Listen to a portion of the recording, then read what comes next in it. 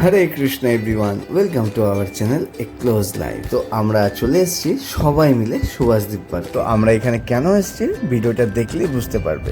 তো এখানে এসে সর্বপ্রথমে টিকিট কেটে নিই ভেতরে ঢোকার জন্য। আর এই ব্রিজের ওপর দিয়ে হেঁটে যেতে কিন্তু দারুণ লাগে। এটার উপর দিয়ে যখন আমরা যাই ব্রিজটা কিন্তু দুলতে লাগে, তাই বেশি করে দোলাচ্ছিলাম ওদেরকে ভয় দেখানোর জন্য। আমরা এখানে আসার সময় রাজেশ্বরীকেও সঙ্গে নিয়ে এসেছি।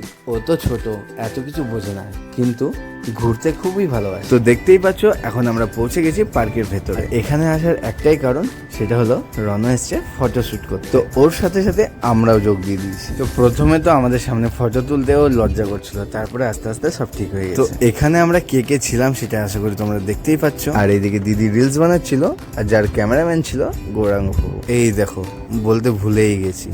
তো তোমরা যারা যারা নতুন আছো, ভিডিওটা ভালো লাগলে চ্যানেলটাকে সাবস্ক্রাইব করে দিও, আর নতুন নতুন ভিডিও পেতে বেল আইকনটা অল করে রেখো।